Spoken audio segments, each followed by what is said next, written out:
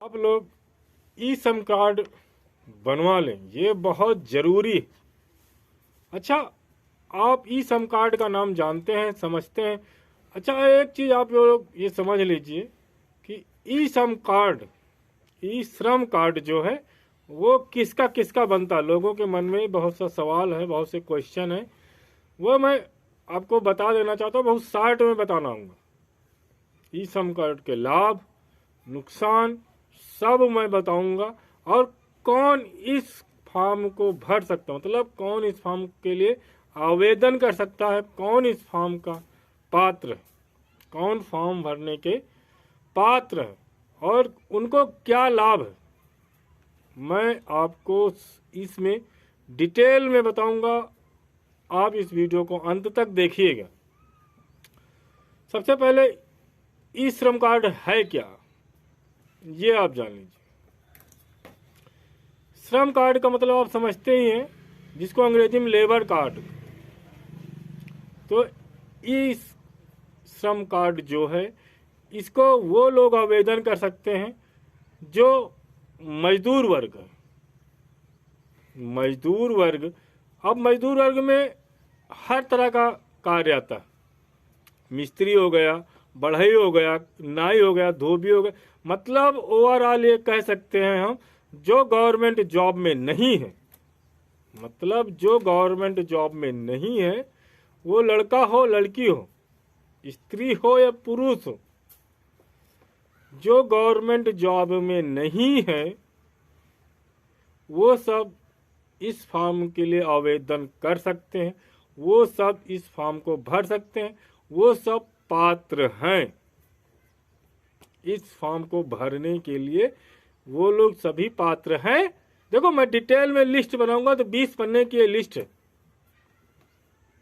तो मैंने जो लिस्ट पढ़ा है उसमें ओवरऑल यही आता है कि जो लोग गवर्नमेंट जॉब नहीं कर रहे हैं, मतलब जो लोग गवर्नमेंट जॉब नहीं कर रहे हैं, वो सभी लोग जिनकी उम्र 16 से 59 साल तक, मतलब 16 से 59 ईयर्स है, इन लोग 16 से 59 के बीच में वो लोग इस फॉर्म को आवेदन कर सकते हैं, इस फॉर्म को भर सकते हैं, वे लोग पात्र हैं। अच्छा, अब मैं पात्र की बात बता चुका हूँ, मतलब 16 से 59 वर्ष के बीच की आयु के लोग, लड़की हो या लड़का, स्त्री हो या पुरुष, वो भर सकता है जो गवर्नमेंट जॉब में ना हो। ओवरऑल जो मैंने इसकी लिस्ट पढ़ी है, आपको मैं संक्षेप में बता रहा हूँ। अब मैं इसका लाभ बता देता हूँ। सबसे पहला लाभ तो ये है, भगवान न करे, ईश्वर न करे कि ये हो, एक्सीडेंटल क्लेम, मतलब दुर्घटना बीमा जो है वो 2 लाख का हो जाता है। इस फॉर्म को भरने के बाद आपका एक्सीडेंटल क्लेम जो होता है, दुर्घटना बीमा जिसे बोलते हैं, वो 2 लाख का हो जाता है। और इसमें अगर किसी का एक हाथ, किसी का पैर, विकलांगता जिसको बोलते हैं, हो जाता है तो 1 लाख का क्लेम ये मिलता है। और जो ये फॉर्म है, ई श्रम फॉर्म, इसको भरण पोषण भत्ता भी कहते हैं। कोई बेरोजगारी भत्ता नहीं, भरण पोषण भत्ता। ये वो भत्ता है जो आपदा, देश पर जो आपदा आ जाती है, उस आपदा के समय गवर्नमेंट आपको ये राहत देती है, 500 रुपये। अभी जैसे कोरोना काल चला था, जिनका ई फॉर्म भरा था, ई श्रम कार्ड भरा था, मतलब जिसका रजिस्ट्रेशन था, लेबर तो बहुत है, देखो लेबर तो बहुत है, लेकिन जिनका ई श्रम कार्ड भरा था उनका कोरोना काल में 500 रुपये करके आया, मतलब 4 महीने का, 2 महीने करके आता है, 500 1000 करके आया, फिर 500 करके 1000, मतलब 2000 रुपये पिछले उन लोगों को मिला था कोरोना काल में, जिनका ई फॉर्म भरा हुआ था, जिनका रजिस्ट्रेशन था। इसलिए आप लोग ई फॉर्म जरूर भरें। ई कार्ड, श्रम लेबर कार्ड जिसे बोलते हैं, इसको जरूर भरें।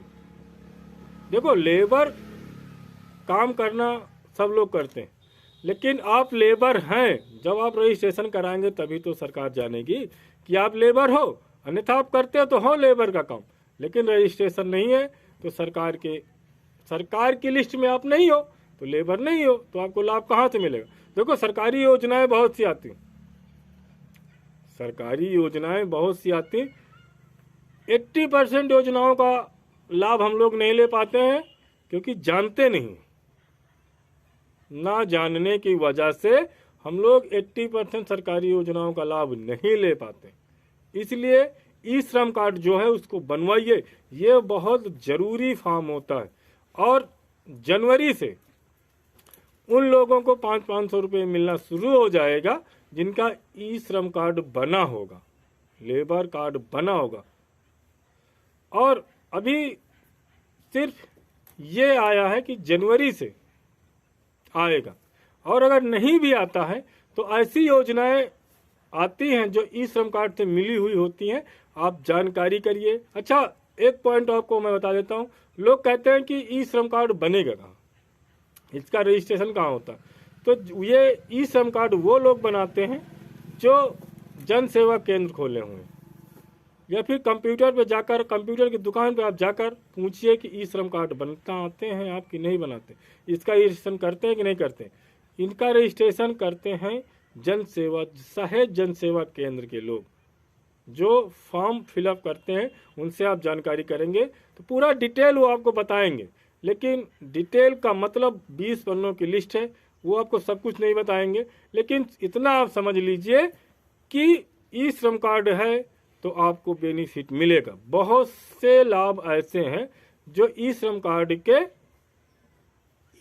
कार्ड से मिले हुए हैं, ई श्रम कार्ड ना रहने पर वो लाभ आपको नहीं मिलेंगे। इसलिए ई श्रम कार्ड बनवाइए। आप सभी लोग जो 18 से 59 साल के बीच की आयु वाले, लड़की हो या लड़का, स्त्री हो या पुरुष, ई श्रम कार्ड बनवाना बहुत जरूरी। अगर आप गवर्नमेंट जॉब में नहीं है तो ई श्रम कार्ड बनवाइए, इसके लाभ उठाइए।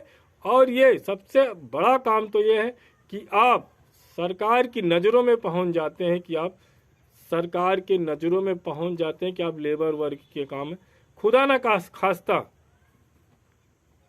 कोई देश पर विपदा आ जाती है, ऐसी जैसे भी कोरोना काल आ गया, तो इन जो लोगों का रजिस्ट्रेशन रहेगा उन्हीं लोगों को ये लाभ मिलता है।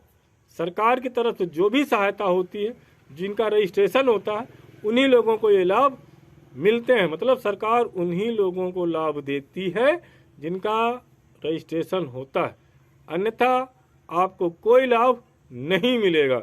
इसलिए आप ई रजिस्ट्रेशन कार्ड बनवाएं, ई रजिस्ट्रेशन कार्ड का फॉर्म अपना रजिस्ट्रेशन करें।